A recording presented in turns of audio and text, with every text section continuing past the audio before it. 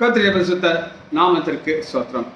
இன்னைக்கு நம்ம கொலோசியர் 2வது அதிகாரம் 2வது வசனத்தை தியானிக்க இருக்கிறோம். கொலோசியர் 2:2. அவர்களுடைய இருதயங்கள் தேற்றப்பட்டு அவர்கள் அன்பினாலே இணைக்கப்பட்டு பிதாவாகிய தேவனுக்கும் கிறிஸ்துவுக்குரிய ரகசியத்தை அறிந்து கொள்கிற உணர்வின் பூர்ண நிச்சயத்தை எல்லா ஐஸ்வர்யத்தோடு கூடிய எல்லாருக்கும் நான் இப்படிக்கா விரும்புகிறேன். வேண்டுதல் வேண்டுதல். அப்போ இங்கே நம்ம பார்க்கறது என்ன என்று கேட்டிங்கன்னா, ஒரு தேவன் ஒரு அற்புதத்தை செய்கிறார். நம்ம இன்னைக்கு தியானிக்கிறோம். ஜெபத்தோட இந்த செய்திக்குள்ளே கடந்து செல்வோம். எந்தன் காண்மலையானவரே, என்னை காக்கும் தெய்வம் நீரே. எந்தன் காண்மலையானவரே, என்னை காக்கும் தெய்வம் நீரே. வாழமை மாட்சிமை நிறைந்தவரே, மகிமைக்கு பாத்திரரே. வாழமை மாட்சிமை நிறைந்தவரே, மகிமைக்கு பாத்திரரே.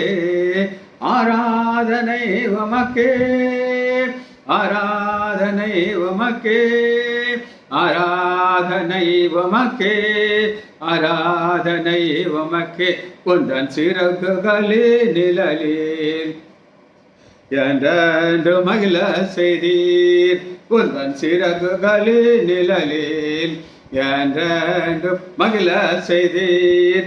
தூயவரே என் துணையாளரே, துதிக்கு பாத்திரரே. தூயவரே என் துணையாளரே, துதிக்கு பாத்திரரே.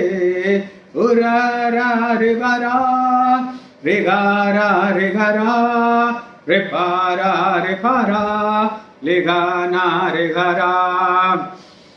எந்தன் பலவீன நேரங்களில் வாம் கிருபை தந்தீரையா. எந்தன் பலவீன நேரங்களில் வாம் கிருபை தந்தீரையா. இயேசு ராஜா என் பலனாயினீர், எதற்கும் பயமில்லையே. இயேசு ராஜா என் பலனாயினீர், எதற்கும் பயமில்லையே. ரிபாரா ரிபாரா ரிகாரா ரிகரா ரிகாரா ரிகரா ரிவாமா ரிகரா. எந்த உயிருள்ள நாட்கள் எல்லாம் உம்மை புகழ்ந்து பாடிடுவேன். எந்த உயிருள்ள நாட்கள் எல்லாம் உம்மை புகழ்ந்து பாடிடுவேன். ராஜானிர் செய்த நன்மைகளை யானியே துதித்திடுவேன். இயேசுவின் நாமத்தினாலே ஜெபங்களின் பிதாவே, ஆமென். கர்த்தருடைய பரிசுத்த நாமத்திற்கு ஸ்தோத்திரம். இப்போ இந்த வசனத்தை நம்ம லேசா தியானித்து பார்க்கிறோம்.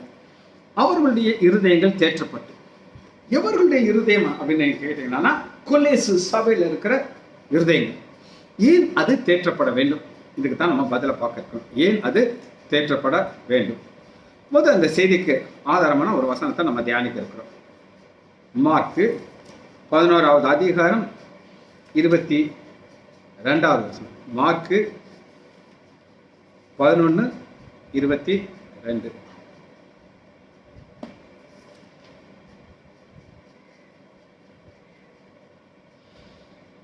பேதுரு நினைவு கூர்ந்து அவரை நோக்கி, ரவி, இதோ நீர் சபித்த அத்திமரம் பட்டு போயிற்று.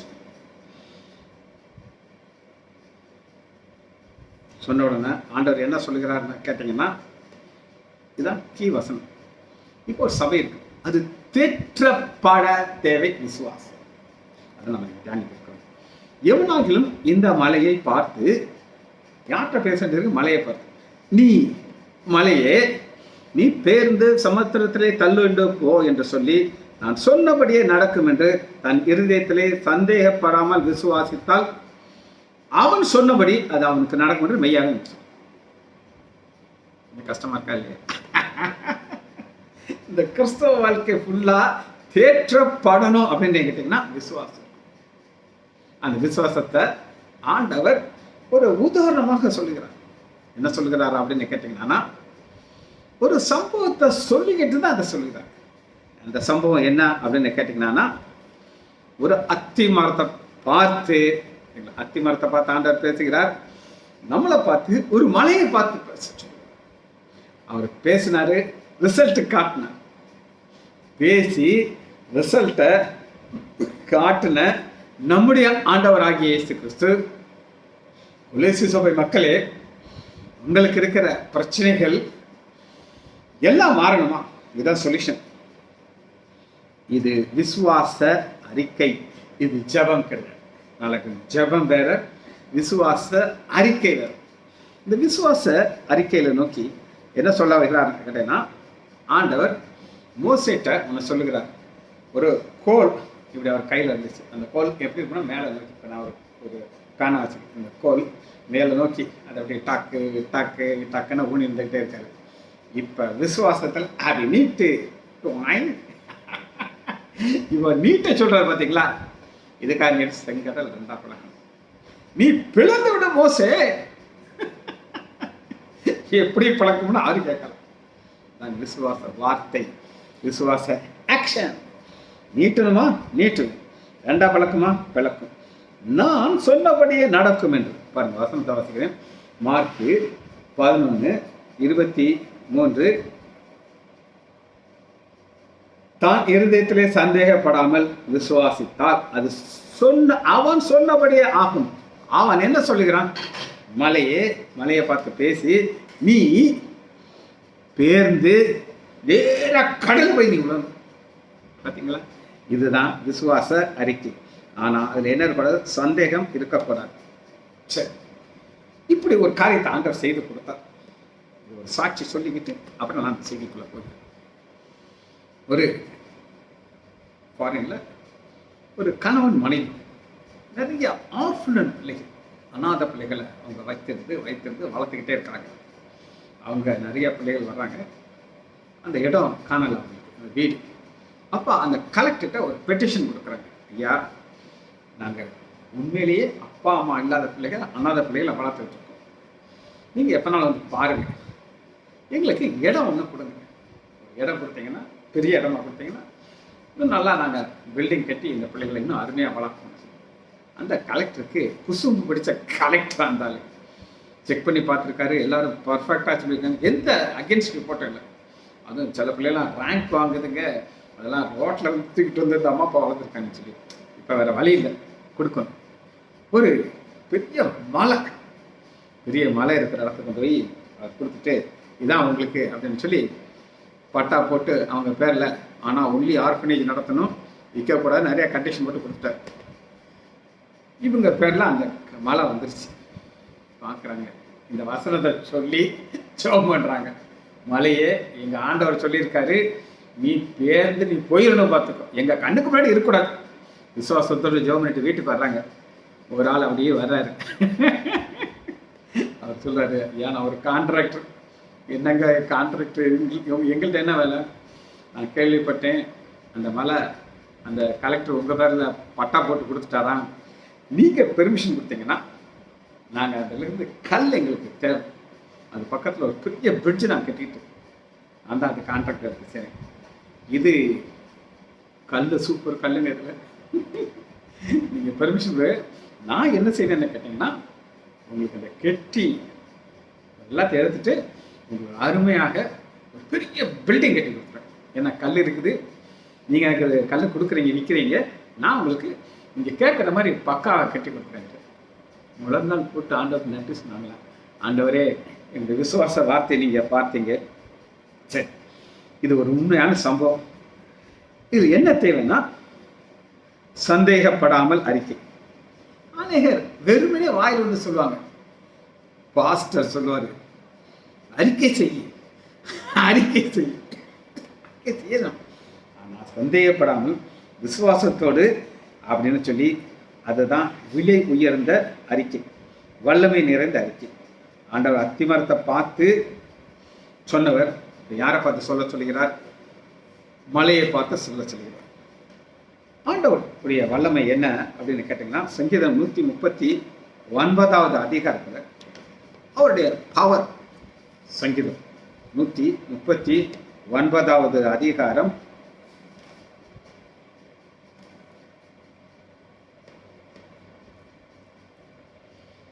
4, என் நாவில் சொல் பெறுவதற்கு முன்னே நீர் கர்த்தாவே அதையெல்லாம் அறிந்திருக்கு.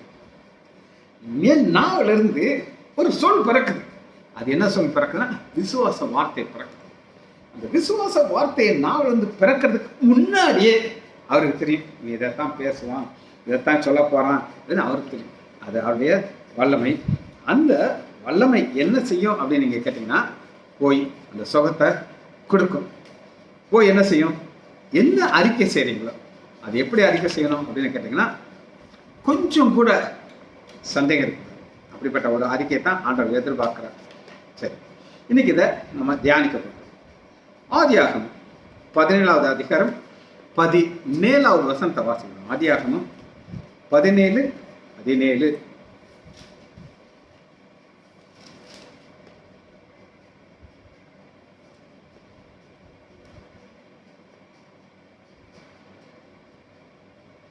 ஆதியாகமம் 17:18 வாசிக்கிறவங்களுக்கு,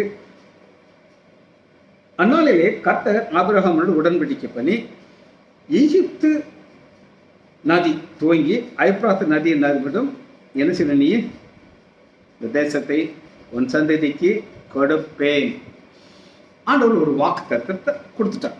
இந்த வாக்கு தத்தத்தை கொடுத்துட்டு 15வது வசனத்தில் நீங்க பார்த்தீங்கன்னா, நீ சமாதானத்தோடு உன் பிதாவினிடத்தில் சேருவாய், நீ நல்ல முதிர் வயதிலே அடக்கம் பண்ணப்படுவாய். இது ஆண்டவர் கொடுக்கறது என்ன அப்படின்னு கேட்டீங்கன்னா, ஒரு வாக்கு தத்தம். இது நடக்குமா நடக்காதா அப்படின்னு நீங்க ஒரு பிரசன் கூட ஆபிரகாம் சந்தேகப்படும். அதான் முக்கியம். ஏன் சந்தேகப்படலை அப்படின்னு கேட்டீங்கன்னா, அவருக்கு ஒரு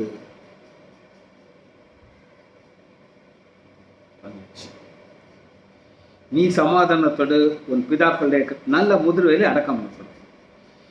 இந்த அடக்கம்ங்கிறது என்ன அப்படின்னு கேட்டீங்கன்னா, ஆண்டோடு கூட உள்ள உறவு. எத்தனையோ பேருடைய சரீரங்கள் ரோட்ல விழுந்து மறித்து கிடக்கிறத நம்ம பார்க்கலாம். காரணம் என்ன அப்படின்னு கேட்டீங்கன்னா, அங்க ஆண்டோடைய கிருபை அங்க கிடையாது. அதனாலதான் ஆண்டவருக்கு இப்படிப்பட்ட ஒரு காரியத்தை செய்கிறார். சரி, 16வது அதிகாரம்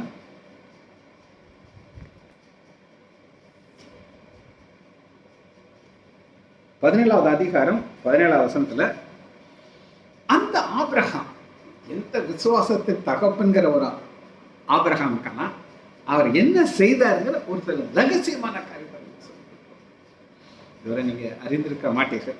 சரி, ஆதியாகமம் 17வது அதிகாரம் 16 ஆண்டவர் வாக்குத்தத்தம் கொடுத்துட்டாரு. அப்பொழுது ஆபிரகாம் முகம் குப்புற விழுந்து நகைத்து, 100 வயதானவனுக்கு பிள்ளை பிறக்குமோ, 90 வயதான சாரால் பிள்ளை பிறவள் என்று தன் இருதயத்திலே சொல்லிக்கொண்டு, இஸ்மவேல் உமக்கு முன்பாக பிழைப்பானாக. இதைத்தான் நம்ம தியானிப்பாங்க. விசுவாச அறிக்கையை கொடுத்து நான் சொன்னேன். ஆபிரகாம் எந்த லெவல்ல இருந்து எந்த லெவலுக்கு வந்திருக்காரு நான் காணப்படுறேன். முகம் குப்புற விழுந்து நகைக்கிறார். இந்த முகம் குப்புற விழுந்து இருக்கும்போது எல்லாருக்கும் எப்படி தெரியும்னா, ஆண்டவரா சாஸ்தாங்கமாக பணிந்து ஆண்டவரை தொழுது கொள்கிறார் போல தெரியும். ஆனால் உண்மை கிடையாது. முகம் குப்புற விழுந்துட்டு கிடக்கிறாரு. கக்க பொக்க சிரிக்கிறார். எதற்காக அவர் சிரிக்கிறார் அப்படின்னு கேட்டீங்கன்னா, நம்பரை பார்த்து சிரிக்கிறார். எந்த நம்பர்? 100 வயதான ஒருவனுக்கு. இந்த 100 வயதான ஒருத்தனுக்கு அப்படின்னு சொல்றாருன்னா, இவருடைய ஆசை என்னன்னா, ஆண்டவர் கொடுப்பாரு, நம்பிக்கை இருக்கு. ஆனா அதே ஒரு அவிசுவாசம் கூட இருக்கு. அதனால அவர் என்ன செய்யறாரு, டாபிக்கை மாத்துறாரு. டாபிக் எப்படி மாத்துறாரு அப்படின்னு கேட்டீங்கன்னா, ஆதியாகமம் 17வது அதிகாரம் 16 இஸ்ரவேல் உமக்கு முன்பாக பிழைப்பானார். ஆபிரகாமுக்கு ஈசாக்குன்னு ஒரு பிள்ளையை கொடுப்பேன்னு சொல்லிக்கிட்டு இருக்காரு. அவர் சொல்றாருன்னா, அது நடக்குமா இல்லையான்னு எனக்கு தெரியாது, ஆனா இப்ப ஒரு பாய இருக்கான், அவன் இன்னைக்கு ஆசீர்வதிங்க. என்னுடைய தகப்பனர் doctor H Lysander, Harvard Lysander, ஒரு காலேஜ் லெக்சரர். எங்க அப்பாவுக்கு ரொம்ப க்ளோஸ் ஃப்ரெண்ட். அவருக்கு அப்பா வெட்டினரி டாக்டர், உங்க ஒய்ஃப் வந்து காலேஜ் லெக்சரர். எங்கள் அப்பா மேலே அப்படி ஒரு பிரியமாக இருப்பாங்க. பல நேரம் வந்து எங்கள் அப்பாவை சந்தித்து ஆலோசனை கேட்க வரும். அவங்களுக்கு சொந்தமாக வீடு இல்லை. அப்போ எங்கள் அப்பா என்ன சொல்கிறாரு, எக்ஸ்பிளைன் பண்ணுறாரு, இந்த இடத்துல ரேட் இவ்வளோ தான் இருக்குது, எனக்கு தெரிஞ்ச புரோக்கர் முதல் அதை வாங்குங்க, இங்கே 2 பேருடைய ஏர்னிங் இருக்குது, ஒரு வீடை கட்டி நீங்கள் கம்ஃபர்டபுளாக இருக்கலாம், வாடகை வீட்டில் ஏன் கஷ்டப்படுறீங்க. இவர் பையன் என்ன சொல்கிறாருன்னா, டாக்டர் இந்த சோஃபா நல்லா இருக்கே டாக்டர், இது எங்கே வாங்கினீங்க அப்படின்ட்டு. எங்கள் அப்பா உடஞ்சிட்டார். என்கிட்ட சொல்கிறாரு, நான் என்ன சொல்லிக்கிட்டு இருக்கேன், என்ன சொல்லிட்டு இருக்கேன், நான் என்ன சொல்லிக்கிட்டு இருக்கேன்னா இந்த உங்களுடைய எதிர்காலம் வீடு பேசிக்கிட்டு இருக்கேன், சோஃபா பற்றி பேசலான்ட்டு எங்கள் அப்பா அப்படியே எங்கிட்ட போயிட்டு இருக்கு. அப்படி சொல்லி வருத்தப்பட்டார். எங்கள் அப்பாவே வருத்தப்பட்டார். ஆண்டவர் இப்படி இருக்குன்னு சொல்றீங்க, முகம் கோப்புற விழுந்துட்டு கக்கா புக்கான்னு சிரிக்கிறாரு. சிரிச்சுக்கிட்டு என்ன சொல்றாரு அப்படின்னு கேட்டீங்கன்னா, இஸ்மவேல் பிழைத்திருப்பானாங்க. அவருக்கு தெரியாது இஸ்மவேல் பிழைத்திருப்பானான்ட்டு. எஸ், டாப்பிக்கை சேஞ்ச் பண்ணுறதுனா என்ன அர்த்தம்னா, எனக்கு இந்த பிரச்சனை எனக்கு பிடிக்க, இதுதான் ஆண்டவர் ஒரு காரியத்தில் 100 வயதுலையும் நீ என் மேலே நம்பிக்கை வைக்கணும் அப்படின்னு ஆண்டவர் எதிர்பார்க்கணும். ஆனால் அடுத்து என்ன நடக்குதுன்னு கேட்டிங்கன்னா, இது ஒரு நோய், தொத்து நோய். 18வது அதிகாரத்தில் நீங்கள் பாருங்க, 18, 13 ஆபிரகாம் நகைச்சாரு, அந்த நோய் சாராளுக்கு வந்துருச்சு. 18வது அதிகாரம் 13 வசனம், அப்பொழுது கர்த்தர் ஆபிரகாமை நோக்கி சாரால் நகைத்து, சாரால் நினைச்சது நகைத்து, ஆபிரகாம் நகைச்சாரு, சாரால் சாரால் என்ன சொல்கிறார்னா 12, சாரால் தன் உள்ளத்திலே நகைத்து, நான் கிழவி, என் ஆண்டவர் முதிர் வயது. சூழ்நிலையை பார்க்கிறார், நான் கிழவி, அவர் 100 வயதுனாரு. அக்கா ஒரு மிரரில் பார்த்துருக்கோம், எல்லாம் சுருக்கு கொடுத்துருக்கோம், சுருக்கு சுருக்கா இருந்திருக்கும், சுருக்கு சுருக்கா இருந்திருக்கும், கண்ணெல்லாம் உள்ள பொந்து மாதிரி போய் அப்படியே இருந்திருக்கும், நடக்கும், கழுதெல்லாம் கொஞ்சம் வெண்டாயிருக்கும். பாக்கு இந்த கிளைக்கு ஒரு பிள்ளை வரக்குமா? இதுதான் ஒரு பிரச்சனை. 5 வசனத்தில் பாருங்க, சாரால் பயந்து நான் நகைக்கவில்லை என்று மறுத்தார். அதற்கவர் இல்லை நீ நகைத்த. இது என்ன அப்படின்னு கேட்டீங்கன்னா, நம்ம ஒரு அவிசுவாசமான காரியத்தை செஞ்சுட்டு அடுத்து ஒரு பயம். ஏன் பயம் வரும் அப்படின்னு நீங்க கேட்டீங்கன்னா, நம்முடைய ஆண்டவர் சர்வ வல்லவர். அவங்களுக்கு சங்கீதம் 139 சொன்னேன், நம்மளுடைய வார்த்தையை பேசுறதுக்கு முன்னாடியே, நம்ம நகைக்கிறதுக்கு முன்னாடியே அவருக்கு தெரியும். என்ன சொல்லியிருக்கோம்? ஆமேன் ஆண்டவர், நம்முடைய வார்த்தையின்படி கடவுள் சொல்லியிருக்கோம், எதிர்பார்ப்பார். ஆனால் அது பேர் விசுவாச வார்த்தை. அதாவது என்னன்னா, மனது ஏற்க மறுக்கும். ஏன் ஏற்க மறுக்குது? சூழ்நிலையை பார்க்கணும். ஆனால் விசுவாச பாதையில் நம்ம போகும்போது நம்ம சூழ்நிலையை பார்க்கக்கூடாது. ஏன் பார்க்கக்கூடாது? வாசிப்போம். கொலோசியர் 2வது அதிகாரம் 2வது, அவர்கள் இருதயங்கள் தேற்றப்பட்டு, அந்த இருதயத்துக்குள்ள விசுவாசம் வரணும். எப்படிப்பட்ட விசுவாசம் இருக்கணும்? மலையே நீ பேசுற அளவுக்கு விசுவாசம் நடப்புவா அப்படின்னு சொல்லி, அதன் பேன் அன்பினாலே இணைக்கப்பட்டு, அந்த அன்பினாலே இணைக்கப்பட்டதுதான் என்ன அர்த்தம்னா, ஆண்டவர் ஆபிரகாமை பார்த்து சொல்றாரு, நீ நான் சாதாரண நீ ஆபிரகாம் பேர் விசுவாசிகளின் தகப்பன் உன்னை நான் கொண்டாடுறேன். அந்த ஸ்டேஜில் கொண்டதுக்கு நான் 25 வருஷம் உனக்கு வெயிட் பண்ண வைப்பேன். காரணம், அன்பினாலே தேற்றப்பட்டு பிதாவாகிய தேவனுக்கும் கிறிஸ்தவுக்கும் உரிய ரகசியங்களை அறிந்து கொள்ள, ரகசியங்களை அறிந்து கொள்றதுக்கு தான் ஆண்டவர் சொல்றார். ஐயா, இந்த ரகசியம் நீ புரியணும்னா வாயிலிருந்து ஒரு விசுவாச வார்த்தை வரணும். அவிசுவாச வார்த்தை வந்தானா அது ஆண்டவருக்கு பிடிக்காது. சரி, தேவன் உண்டு பண்ண ஆசீர்வாதத்தை ஏற்கிற மறுக்கிறதுக்கு காரணம் என்ன அப்படின்னு கேட்டீங்கன்னா, அந்த நம்பிக்கை ஆண்டவர் மேல வராம இருக்கிறதுக்கு 25 வருஷம் போட்டு வச்சிடறார். போட்டு வச்சுட்டு 25 வருஷத்துல அவர் பார்க்கிறார், ஈசாக்குன்னு ஒருத்தனை நான் ஏற்றுக்கொள்ளுகிறேன், அவன் என்னுடைய கர்ப்பத்தில் வருவான்னு சொல்லி. சரி, தாவீதுடைய நம்பிக்கை என்ன அப்படின்னு நீங்க கேட்டீங்கன்னா, அது ஒரு சரி, தாவீதுடைய நம்பிக்கை என்ன அப்படின்னு நான் உங்களுக்கு காட்டப்படுறேன். 1 சாமுவேல் எடுத்துக்கோங்க.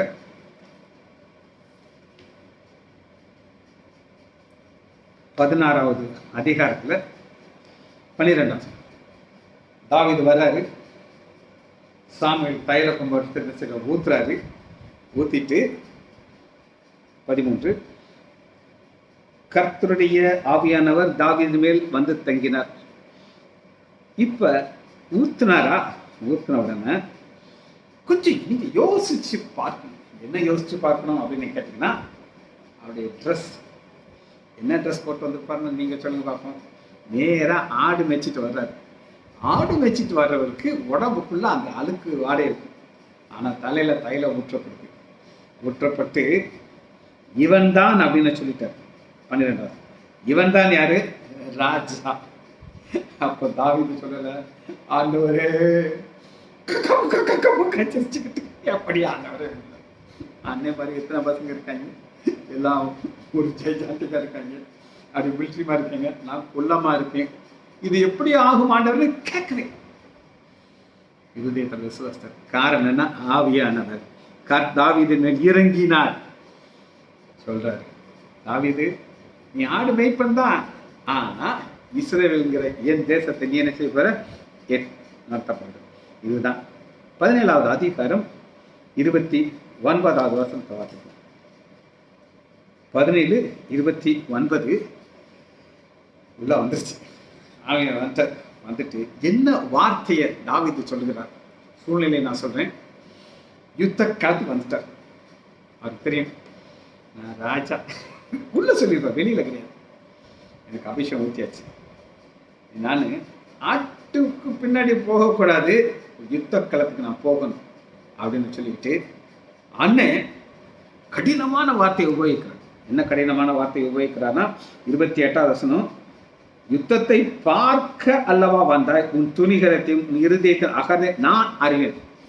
கடினமான வார்த்தை வந்தாலும் இவர் வாய் வந்து என்ன வார்த்தை வருதுன்னு கேட்டால் நீங்களும் ஆச்சரியப்படுத்துறீங்க. அது நான் வாக்கிட்ட உங்களுக்கு. அதற்கு தாவீது, நாம் இப்பொழுது செய்தது என்ன? நான் வந்ததுடைய முகாந்திரம் இல்லையா என்று சொல். முகாந்திரம். இன்னைக்கு ஆண்டவர் என்னை ஒரு டாக்டராக உண்டாக்குறதுக்கு ஒரு முகாந்திரம் இருந்துச்சு. தெரியாது, அது வேற வச்சுக்கோங்க. இன்னைக்கு ஆண்டவர்கிட்ட ஒரு ஞானத்தை கொடுத்துருக்கிறாரு. செய்திகளை கேட்கிறேன், அதை உங்களுக்கு நான் சொல்லிக் கொடுக்குறேன், அதை பிட்டு கொடுக்குறேன். முகாந்திரம். பல தடவை நான் உங்களுக்கு அதை சொல்லியிருப்பேன், திரும்ப நான் சொல்றேன். நான் ஒரு குழந்தையாக வெளியில வந்த உடனே யாபேஸ் ஒரு பேரை வைக்கணும்னு சொல்லி எங்க பாட்டி முடிவு பண்ணிப்பாங்க நான் நினைக்கிறேன். காரணம் என்னன்னா, அப்படி அழுதாங்களா என் பாட்டியம்மா. என் பாட்டி, அதாவது எங்க அப்பாவுடைய அம்மா ஸ்வர்ணாபாய் லைசான், அவங்க பயங்கர கருப்பா இருப்பாங்க. எங்க மாமா, அதாவது அவங்களுடைய மருமகன் என்கிட்ட சொன்னாங்க, நான் பார்த்தேன், சின்ன வயசுல பார்த்தேன்.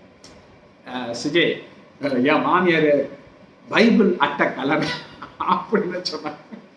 எங்க அத்தை கொஞ்சம் கோவம் வந்துச்சு, சொல்றேன். அதெல்லாம் அப்படியே எனக்கு தெரியாது. என் மாமியாரை பார்த்தீங்கன்னா ஒரு சின்ன குட்டி ஆர்குமெண்ட் என் முன்னாடி இருந்துச்சு. நான் பிறந்த உடனே பயங்கர கலராங்கன்னு சொல்றாங்க. எனக்கு புரியும். பயங்கர வெளுன்னு எல்லாரும் வெள்ளப்பாச்சான் அப்படின்னு நான் கூப்பிடுறேன். பாட்டி அழுதாங்க. ஐயோ, ஒரு பையன் பிறந்துட்டான், ரைட்டு. இது ஒரு பொம்பளை பிள்ளையா பிறந்திருந்தா எவ்வளவு நல்லா இருந்திருக்கும், அப்படியே கொத்தி கொண்டு போயிருப்பாங்களே அப்படின்னு சொன்னேன். ஆனா முகாந்திரம் இல்லாமல் ஆண்டோட ஒரு ஆண் பிள்ளையா இருக்க முகாந்திரம். எல்லாத்துக்கும் ஒரு முகாந்திரம் இருக்கு. நீங்க ஒரு ஆணா பெண்ணான்னு எனக்கு தெரியாது, நீங்க எங்க இருக்கீங்கன்னு எனக்கு தெரியாது. ஆனா உங்களை உண்டாக்குன ஆண்டவருக்கு ஒரு முகாந்திரம் இருந்துச்சு. அந்த முகாந்திரத்தோட இருந்துட்டு நேரா எங்க யுத்தத்துக்கு கோடையாடி சொன்ன. இன்னைக்கு ஒரு மலையை பார்த்து நீங்க சொல்லணும், கோலியாத் என்கிற மலையே, நீ இங்கிருந்து கீழே உழப்பார், ஓ பட்டயத்தை வச்சு ஓன் தலையை வெட்டப்போற. விசுவாச வார்த்தை சொன்னானா செஞ்சார், சொல்லலைன்னா செய்ய முடியாது. தாவீது ஒரு வாழ்க்கையில டாபிக்கை மாற்றவே. ஆனா ஈசாக்கு பிறந்த உடனே ஆண்டவர் அவரை நகைக்க வச்சார், சாராளை நகைக்க வச்சார். நீ சிரிச்சையில போய் சொன்ன நான் செய்ய வைக்கிறேன். அது அவருடைய வல்லமை. நம்ம அந்த வல்லமைக்குள்ள அப்படியே கீழே நாம் என்ன செய்யக்கூடாது அப்படின்னு யாக்கோபு 1வது அதிகாரம் 6வது வசனத்தை வாசிக்கலாம். நம்ம தியானிச்சதுதான் யாக்கோபு 1வது அதிகாரம் 6வது வசனம். விசுவாசம் எப்படி இருக்கும்? ஆகிலும் அவன் எவ்வளவாகிலும் சந்தேகப்படாமல் விசுவாசத்தோடு, சந்தேகப்படாமல் விசுவாசத்தோடு கேட்டால் அவனுக்கு கொடுக்கப்படும். சந்தேகப்படுகிறவன் காற்றுனாலே அடிக்கப்பட்டு அலைகளுக்கு ஒப்பாக்க. காற்று அடிக்கும் போது இங்க ஒரு அடி அடிக்க, அங்க ஒரு அடி, கிடைக்காது கிடைக்காது, இது எப்படியாகும் எப்படியாகும், கிடைக்கவே கிடைக்காது. ஆண்டவர் எதிர்பார்ப்பு என்னன்னா, நீ கேட்கணும். கொடுக்கிறவர் யார்? நீ இல்லை. ஜோதியில் நன்மையான எந்த ஈவும் கிஃப்ட், பூர்ணமான எந்த வரமும் பரத்திலிருந்து ஜோதியுடைய பிதாவிடத்திலிருந்து இறங்கி வருது. யார் ஒரு அங்கிருந்து வரும், சந்தேகம் இல்லை. ஆனால் கேட்கறது யாரு? நீங்க தான் கேட்கணும். எப்படி கேட்கணும்? சந்தேகப்படாமல் நீங்க கேட்கணும். கேட்டா அவர் கொடுப்பார். அதில் ரிசீவ் பண்றது நீங்க, எந்த ஒரு ப்ராப்ளமும் இருக்காது. சரி, அடுத்த ஒரு குறிப்பை நம்ம பார்க்க போறோம். மத்தேயு 14வது அதிகாரத்தை மத்தேயு 14:30.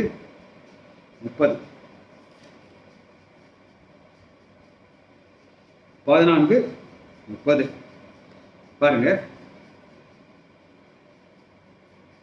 காற்று பலமா இருக்கிறதை கண்டு பயந்து அமிழ்ந்து போகையிலே ஆண்டவரே என்னை ரட்சியும் என்று கூப்பிட்டார். நமக்கெல்லாம் தெரியாது.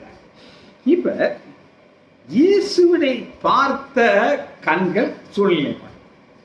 இயேசுவை பார்த்து 29 பேதுரு அவரை நோக்கி பார்த்தார். பேதுரு நம்முடைய ஆண்டவராகிய இயேசு கிறிஸ்துவை பார்த்து இப்படி பார்க்கிறார். பார்த்து என்ன சொல்கிறார் அப்படின்னு கேட்டீங்கன்னா, ஆண்டவரே நீரானால் என்னை ஜலத்தில் நடந்து வர கட்டளை. ஆனா 30 பலமா காற்று பலமா இருக்கிறதை கண்டு கண்கள் மாறிடுச்சு. அதே கண் தான், ஆனா போக்கஸ் மாறிடுச்சு. இந்த தான் பிரச்சனை. இப்ப ஆண்டவருடைய கண்கள் என்ன செய்யணும்? சுற்றி பார்க்கிறார். என்னே பார்த்துக்கிட்டு இருந்தா இப்ப எங்க பார்க்கற அங்க பார்க்கற. சில நேரங்கள்ல கணவன் மனைவி நடந்து போயிட்டே இருப்பாங்க. சரியா? ஒரு அழகான பொண்ணு அந்த பக்கம் போகும். இவரு கண்கள் தாங்கன்னு அங்க போகும். அப்படியே பார்த்துக்கிட்டே இருக்கும். மனைவியுடைய கண்கள் எங்க இருக்குன்னா அந்த பொண்ணை பார்க்காது, மாப்பிள்ளை கண்ணை பார்க்க. இவன் எங்க பார்க்கறான்? அதுக்கப்புறம் என்ன நடக்குன்னு எனக்கு தெரியாது. ஆனா இங்க என்ன நடக்குதுன்னா, காற்று அடித்துக் கொண்டிருக்கு. அது அது நான் அடிச்சுட்டு தான் இருக்கு. பாருங்க 30 காற்று பலமா இருக்கு. காற்றுல பிரச்சனையே கிடையாது. காற்று பலமா அது கண்டினியூஸா நடந்துட்டு தான் இருக்கு. அதுல பிரச்சனை இல்லை. பிரச்சனைனா போக்கஸ். இந்த கண்கள் எங்க இருந்துச்சு? ஆண்டவர் நோக்கி பார்க்கும்போது சந்தேகம் வரல. ஆனா ஆண்டவரை மாத்தி காற்றை பார்த்த உடனே உள்ள போயிட்டார். இதுதான் பிரச்சனை. இப்ப நம்முடைய கண்கள் பல நேரங்களில் ஜோமனிட்டர் ஒரு கிளாக் வச்சுப்பாங்க. ஜோம் பண்றதுக்கு முன்னாடி நான் 1 மணி நேரம் ஜெபிப்பேன் அப்படின்னு சொல்லிக்கிட்டு கண் அப்படியே போகும். 5 நிமிஷம் தான் ஆயிடும். அப்ப இந்த ஜெபம் ஓடிக்கிட்டே இருக்கணும்னு எதிர்பார்க்கிறோம். ஆனா ஆட்கள் என் ஜெபத்தை கேட்கணும். 1 மணி நேரம் ஜெபம் பண்ணமோ அந்த கிளாக்கவே பார்த்துக்கிட்டு செல்போனை பார்த்துக்கிட்டு வேஸ்ட். அதுக்கு நீங்க ஜெபம் பண்றது வேஸ்ட். உங்க கண்கள் எங்க இருக்கும்? உங்க விசுவாசத்தை தோக்கிறவர், விசுவாசத்தை முடிக்கிற ஆண்டவரை நோக்கி பார்க்கணும். 14வது அதிகாரம் 15 வசனத்துல பாருங்க. 14:15 இயேசு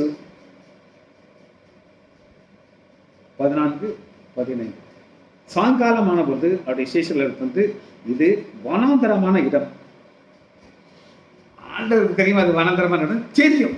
ஆனா சீஷர்கள் சொல்றாங்க, ஆண்டவரே இது வனாந்தரமான இடம், எதுவுமே கிடைக்காத ஆண்டவர் என்ன சொல்லி. ஆனா ஆண்டவர் விசுவாசத்துல என்ன செய்யணும் அப்படின்னு கேட்டீங்கன்னா, வாசிப்போமா, ஜனங்கள் கிராமத்திற்கு போய் தங்கள் போஜன பாத்தில கொல்லும்படி அவளை அனுப்பி. அதாவதுங்க அநேக நேரம் ஆண்டவர் வெயிட் பண்ணுவார். நீ எனக்கு என்ன ஆலோசனை சொல்ல போறீங்க? இருதயத்தின் நிறைவு வாய் பேசு. இருதயத்துடைய நிறைவு வாய் பேசணும்னா ஆண்டவர் பார்க்கிறாரு. நீ சூழ்நிலையை பார்க்கற, பாரு ஒன்றும் பிரச்சனை இல்லை, எனக்கு தெரியும் வனாந்தரமான இடம் சொல்லி. ஜனங்கள் நிறைய இருக்காங்க, எஸ் எனக்கு தெரியும். ஆனா நீங்க அவரை அனுப்பி விடுங்கள். இயேசு சொல்கிறது என்ன அப்படின்னு கேட்டீங்கன்னா, இங்கே ஒன்றுமே உங்களால செய்ய முடியாத ஆண்டவரே அப்படின்னு சொன்னார். ஒன்றுமே செய்ய முடியாத சூழ்நிலையில தான் ஆண்டவர் கிரியை செய்வார். யோசித்தார். ஆனா ஆண்டவர் அவங்களுடைய இருதயத்துக்கு உள்ள போய் பார்க்கிறார், பேச விடுறாரு. நீ பேசு, அப்பதான் உங்க இருதயத்துல என்ன இருக்குன்னு எனக்கு தெரியும். ஆனா ஆண்டவர் என்ன செய்யறாருன்னா, இது ஒவ்வொரு நேரத்திலையும் இப்படித்தான் போக வைக்கிறார். பேதுரு உடைய பிரச்சனை என்ன அப்படின்னா, நான் நடக்க முடியும், ஆனா மூழ்கும் போது என்ன நடக்குதுன்னு பார்த்தீங்கன்னா 31, உடனே இயேசு அவன் கையை நீட்டி அவனை பிடித்து, கையை நீட்டி பிடித்து. ஏன் கையை நீட்டுறாரு? நீ மூழ்கிற, நீ இதுவரை நடந்த, ஆனா இனி உன்னால நடக்க முடியாது. ஏன் நடக்க முடியாது? உன்னுடைய ஃபோக்கஸ் மாறிடுச்சு. வனாந்தரமான இடம்னு சொல்லி அவங்க சுத்தி பார்க்கறாங்க. ஆண்டவருக்கு ஆலோசனை சொல்றாங்க, இது ஆண்டவருக்கு இது நடக்க முடியாது. அப்ப நடக்கும் பொழுது மூழ்கி, ஒழுங்காக நடக்கும் பொழுது அவரை பார்க்கவில்லை என்றால் அவன் மூழ்கி போவான். எழுதி வச்சுக்கணும். ஒழுங்காக நீங்க அவரை நோக்கி பார்த்து நடந்தீங்கன்னா மூழ்க மாட்டீங்க. ஆனா சூழ்நிலையை பார்த்தீங்கன்னா டாங்கன்னு உள்ள போகும். கொஞ்சம் மூழ்கினால் என்ன நடக்கும்னு சொல்லி ஆண்டவருக்கு தெரியும். எவ்வளவு தூரத்துக்கு நீ முங்குவான்னு சொல்லி அவருக்கு தெரியும். கண்கள் அவரை நோக்கி இருக்கும். சரி, யாக்கோபு நம்ம ஏற்கனவே தியானிச்சோம், திரும்ப அந்த வசனத்துக்குள்ள போயிடும். யாக்கோபு 1 அதிகாரம் 5வது வசனம். யாக்கோபு 1:5-6 வாசிக்கிட்டா, உங்களில் ஒருவன் ஞானத்தில் குறைவுள்ளவனாயிருந்தால் யாவருக்கும் சம்பூர்ணமாய் கொடுக்கிறவன், ஒருவரையும் கடிந்துள்ள தேவனிடத்தில் கேட்க கடவன், அப்பொழுது அவனுக்கு கொடுக்கப்படும். ஆனாலும் அவன் எவ்வளவு சந்தேகம். இது என்ன சந்தேகப்படுறதுங்கிறது என்ன அப்படின்னு கேட்டீங்கன்னா, நமக்குள்ள ஒரு சின்ன ஒரு மாம்சம் பேசும். எப்படி பேசும் அப்படின்னு கேட்டீங்கன்னா, நீ ஜெபம் பண்ணா அது கிடைக்காது அப்படின்னு சொல்லுமா. அது சொல்லும் பொழுது என்ன நடக்கும் அப்படின்னு நீங்க கேட்டீங்கன்னா, உங்கள் கண்கள் என் விசுவாசத்தை துவக்கிறோம், என் விசுவாசத்தை முடிக்கிறவங்க அவரை நோக்கி பார்க்கிறோம். என்னைக்கு நீங்க அவரை பார்த்தீங்கன்னா, அந்த மலையை பார்த்து பேர்ந்து போ நான் போயிரு. இதைத்தான் கொலைசேர்ல என்ன சொல்கிறார் கேட்டீங்க, 2வது அதிகாரம் 2வது அதிகாரம் 2வது வசனம், தேவனுக்கும் கிறிஸ்துவுக்கும் உரிய ரகசியத்தை அறிந்து கொள்கிற உணர்வு. ரகசியத்தை அறிந்து கொள்கிற உணர்வு என்னன்னா, விசுவாசத்தோடு கேட்கும். கேட்டா ஆண்டவர் கொடுப்பார். இது உங்களுக்கு எப்படி தெரியும் அப்படின்னு கேட்டீங்கன்னா, நான் ஏற்கனவே சொல்லியிருக்கேன், திரும்ப சொல்றேன். ஆண்டர்கிட்ட ஒரு காரியத்தை கேட்க, அவர் எனக்கு கொடுப்பார் முழு நிச்சயம், ஒரு சமாதானம் நமக்குள்ள இருக்கும் போதே அது உங்களுக்கு தெரியும். வாசிப்போமா? லூக்கா 24வது அதிகாரம் 30வது 24:30. அவர்கள்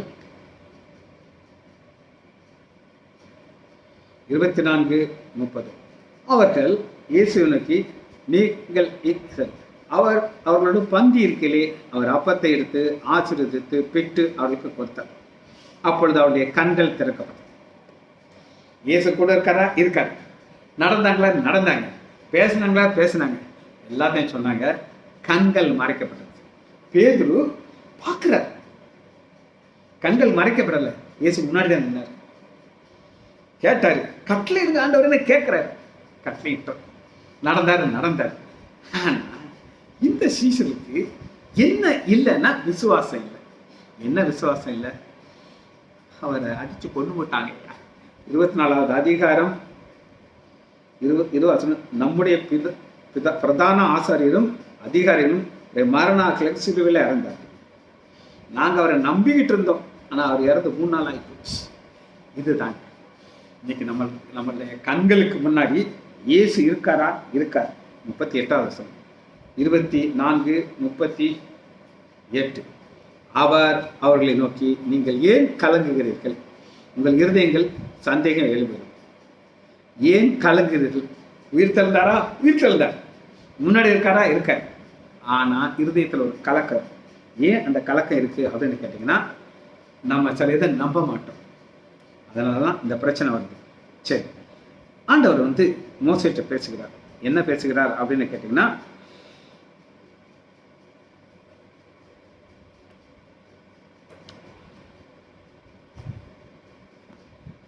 யாத்ராகமம்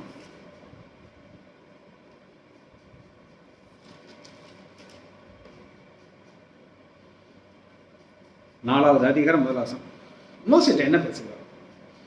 அப்பொழுது மோசே அவர்களுக்குள், என்னை நம்ப மாட்டாங்க ஆண்டவர். மோசே பிறந்த உடனே தண்ணிக்குள்ள போயிட்டு, ஆனா 3 மாசம் அம்மா அப்பா வளர்க்குறாங்க. அப்புறம் அவங்களே என்ன செய்யறாங்க? தூக்கி போட்டாங்க. அப்பயும் அவர் சாக விடல ஆண்டவர். இப்ப சொல்றாரு, மோசே அவர்களை பார்த்து, என்னை நம்ப மாட்டார்கள், என் வாக்குக்கு செவி கொடுக்க மாட்டார்கள். கர்த்தர் எல்லாமே இல்லை இல்லை இல்லை, நெகட்டிவ் கன்ஃபெஷன். முடியாது முடியாது முடியாது முடியாது அப்படின்னு சொல்கிற மோசைய முடிய வைக்கிறார். அதற்கு தான் ஆண்டவர் அவர் இருதயத்தில் நினைச்சார், கிரியை செய்கிறார். அண்ணன் அனுப்புகிறார், கோலா தூக்கி கீழே போடுங்கிறார், தரையில வந்து சர்ப்பமா மாறுது. எல்லாம் செய்யறதுக்கு காரணம் ஆண்டோடைய ஆசை. விசுவாசம் இருக்கும். நீ பேசணும், மலையை பார்த்து நீ பேசணும். அது ஆண்டோடைய ஒரு பெரிய ஆசை. எல்லாரும் ஆண்டவர் விசுவாசிப்பாங்களா அப்படின்னு நீங்க கேட்டீங்கன்னா, இன்னும் சான்ஸே கிடையாது. மத்தேயு 28வது அதிகாரம் 16 11 சீஷர்களுக்கும் கலிலியாவிலே இயேசு தங்களுக்கு குறித்த மலைக்கு போனார்கள். அங்கே அவரை கண்டு பணிந்து கொண்டார்கள். 17 சிலரோ சந்தேகப்படுது. சீசர்கள் பணிந்து கொள்றாங்க, சிலர் நம்ப மாட்டேங்கிறாங்க. அதனால ஆண்டவர் சொல்றாரு, இந்த அவிசுவாசம் உனக்குள்ளதான் ஐ கனாட் ஹெல்ப் யூ.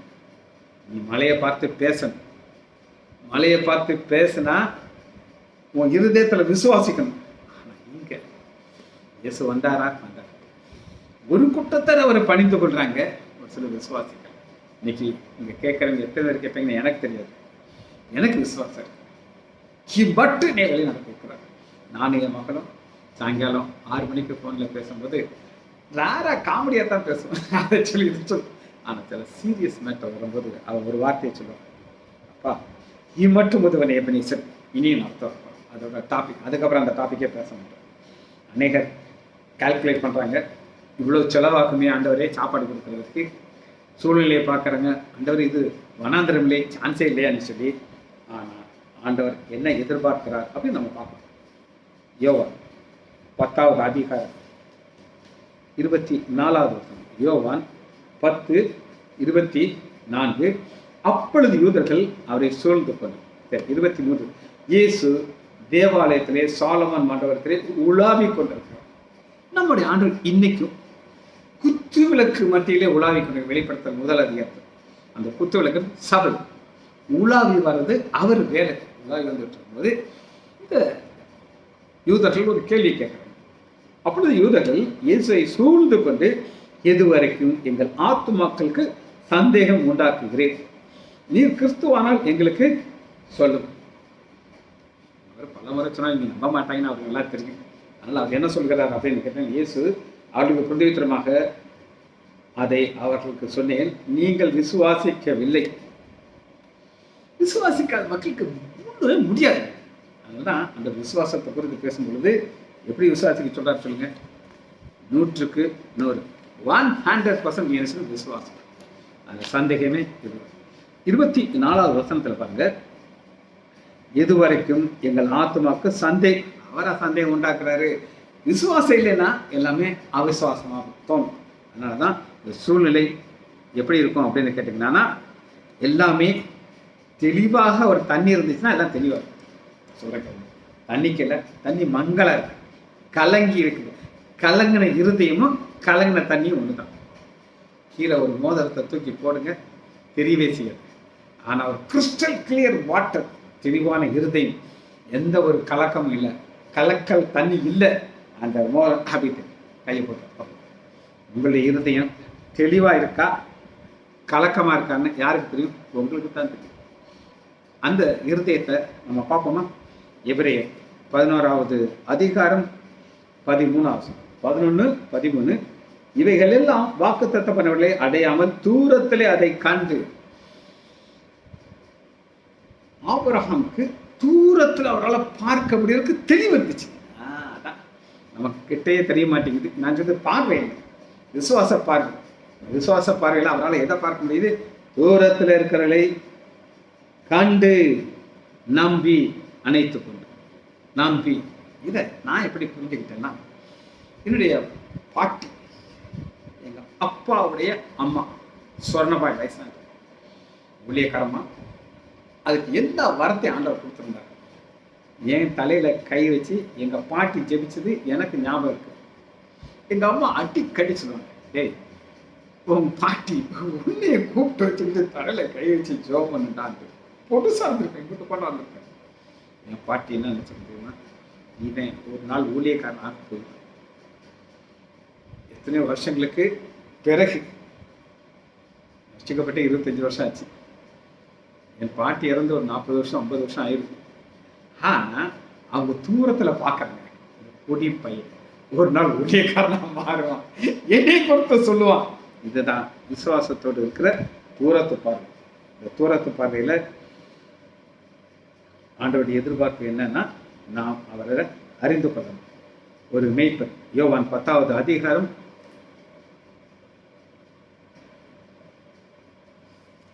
3வது, யோவான் 10:3. வாசலை காக்கிறவன் திறக்கிறான், ஆடு அவன் சத்தத்திற்கு செவி கொடுக்கும். அவன் தன்னுடைய ஆடுகளை பேர் சொல்லி கூப்பிட்டு அதை வெளியே நடத்தி கொண்டு போய். சரி, நான் உங்கள்கிட்ட ஒரு கேள்வி கேட்கிறேன். ஆடை எப்ப தோல்ல மேய்ப்பன் தூக்கிட்டு போவான்? நீங்க ஆன்சர் பண்ணுவாங்களா என்ன எனக்கு தெரியாது, நான் உங்களுக்கு ஆன்சர். காணாமல் போன ஆடை தூக்கி தோல்ல போட்டு கொண்டாடுவான், அது காணாமல் போன ஆடு. ஆனா ஆடு இப்ப மந்தைக்குள்ள வந்துருச்சு, விசுவாசத்துடைய துவங்கிருச்சு. இப்ப மேய்ப்பன் முன்னாடி போவாரு, ஆடு பின்னாடி நடந்து வரும். தோலெல்லாம் வர முடியாது. தோல்ல வர்றது ஒரு ஸ்டேஜ், அது எல்கேஜி. இப்பதான் நான் ரட்சிக்கப்பட்டிருக்கேன், என்ன தோலை தூக்கிட்டு போறதா நடக்க முடியும், ஆனா தோல்லையே தூக்கிட்டு போக மாட்டேன். ஒரு ஸ்டேஜ் வரும்போது மேய்ப்பன் நினைச்சுவாரு, நடப்பாரு, தெளிவு உண்டாயிருச்சு, நான் தேவனுடைய சத்தத்தில் கீழ்ப்படுவேன், தேவன் என்னை கொண்டு போறாரு, அந்த பாதை எனக்கு தெரியும், அதில் சந்தேகமாக இருக்கக்கூடாது. தோளில் தூக்கி போய் நடந்து கொண்டே போவார். அடுத்து அதோடைய எதிர்பார்ப்பு என்ன அப்படின்னு கேட்டிங்கன்னா, யோவான் 10வது அதிகாரம் 26, என் ஆடுகள் என் சத்தத்திற்கு செவி கொடுக்கணும். தோளில் இருந்துச்சுன்னா செவி கொடுக்கணும் அவசியம் இல்லை, அது போட்டுட்டு நடந்து கூட்டிகிட்டே போவார். ஆனால் ஒரு ட்ரைனிங் முன்னாடிப்பா பல சத்தங்கள் கேட்கும், அது என் சத்தம் இதுன்னு உன்னால் தெரியும். அதுதான் ஆண்டவர் கொண்டு போகிற காரணம். அந்த ஆடு புஷ்டியாக இருக்குன்னு விரும்புகிறார். அதனால் ஒரு பாதையில் புல்லுள்ள இடத்துக்கு கொண்டு போவார். அந்த புல்லுள்ள இடத்துக்கு அது போகும்போது ஆடு பின்னாடியே வரும், சாப்பிட வைப்பார், அமர்ந்து தண்ணீர் கொடுப்பார், எல்லாம் அவர் செய்வார். வாஞ்சி ஒன்று, இந்த ஆடு புஷ்டியாக இருக்கணும். ஆண்டவர் ஒவ்வொரு நாளும் தன்னுடைய பிள்ளைகள் இப்படி தான் புஷ்டியான ஒரு சீசன் ஒரு வரும். ஆட்டுக்கு தெளிவு இருக்கணும், அது சத்தத்திற்கு கேட்கணும். கேட்கும்போது துர் உபதேசம் வந்தனா அது ஓடிடும். ஜெபித்து முடிப்போமா? மகா இரக்கமும் கிருபையுமுள்ள பிதாவே, துதிக்கிறோம் ஐயா. நன்றியுள்ள இருதயத்தோடு உங்களுடைய திருச்சமூகம் வருகிறோம் ஐயா. இந்த சபைக்குள்ளே நாங்கள் வந்துவிட்டோம் ஐயா. ஆண்டுடைய சத்தம் எங்களுக்கு கேட்க வேண்டும், விசுவாச வார்த்தை அறிக்கை எங்கள் வாயிலிருந்து வர வேண்டும். அப்படி வந்து அதன் மூலமாக நீர் மகிமைப்படுவதற்காக நன்றி வச்சோம். பிள்ளைகள் ஒவ்வொருவரையும் என் ஆண்டவராகி இயேசு கிறிஸ்துவின் நாமத்தினாலே ஆசீர்வதிக்கிறேன். இயேசுவின் நாமத்தினாலே ஜெபங்களை பிதாவே, ஆமீன், ஆமீன், ஆமீன்.